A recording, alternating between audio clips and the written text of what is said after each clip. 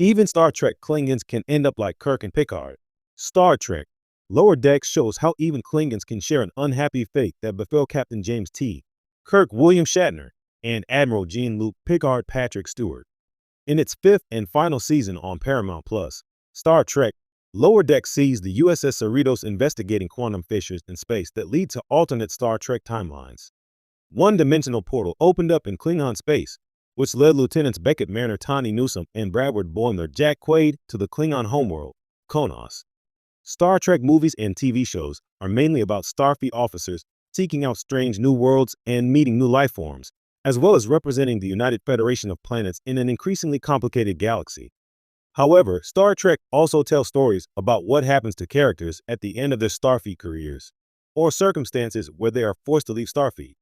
But it's not often that Star Trek shows what happens to Klingons who fall out of favor with the Klingon Defense Forces. Star Trek Lower Decks shows Klingons can end up like Kirk and Picard. Star Trek Lower Decks Season 5, Episode 4, A Farewell to Farms centers on Majan Curry, a former Klingon lower decker turned captain who has since been forced to retire from the Klingon Defense Forces in disgrace. A dejected Ma returned to his family's Targ farm on Konos, where he lives with his brother, Mallory Sam Whitworth. Ma has given up on his dream of being a captain after he killed his corrupt superior officer in Star Trek Lower Decks Season 2, Episode 9, Wedge Dudge. Luckily, Ma befriended LT Beckett Mariner at the end of Star Trek Lower Decks Season 4. With LT, Brad Boimler along to provide his expertise on Klingon culture, Ma, Mallory, and the two USS Cerritos lieutenants managed to complete the torturous Klingon rituals necessary to restore Ma's command and honor. Star Trek Lower Decks delivers a fascinating deep dive into what happens when a Klingon is forced to retire before his time, and Ma's predicament has parallels to Captain Kirk and Admiral Picard's retirements. Star Trek captains often have unhappy retirements. Neither Captain Kirk nor Admiral Picard found peace in retirement. Kirk stepped away from Starfleet after the events of Star Trek, the motion picture. Jim moved into a mountain cabin and found a new love named Antonia. Yet the pull of outer space adventure was too great, and the restless Kirk returned to Starfleet. Star Trek Picard revealed Admiral Picard quit Starfleet in protest and spent 14 years bitterly sequestered at Chateau Picard, his family vineyard in La Barre, France. Jean-Luc also returned to space to save the galaxy. In Star Trek lore, few races embody pride, honor, and aggression more fiercely than the Klingons. Forged in battle and obsessed with legacy, they often appear the antithesis of Starfleet's most disciplined captains.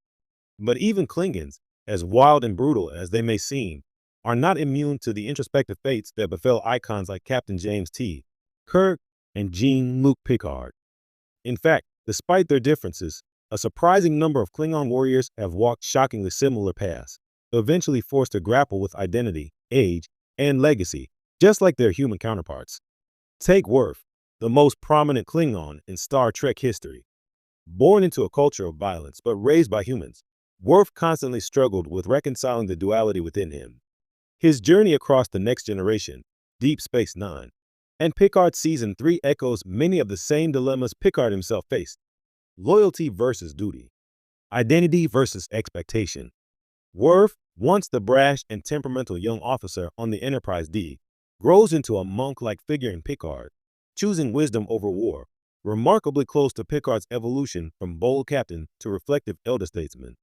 Even General Martok, once introduced as a no-nonsense Klingon warrior in DS9, winds up bearing more in common with Captain Kirk than he'd ever admit. Like Kirk, Martok resents the politics of his people but serves anyway. Like Kirk, Martok leads not for glory, but for purpose. By the end of the Dominion War, he becomes Chancellor not by thirsting for power, but by proving himself a leader through action and sacrifice. The same way Kirk never asked to be a legend, he simply became one. And then there's Chancellor Gurn, once an idealist, later a power-hungry politician who died seeking personal glory. His downfall mirrors the cautionary side of Kirk's legacy. What happens when a leader begins to believe their myth more than their mission? Gowron, like some versions of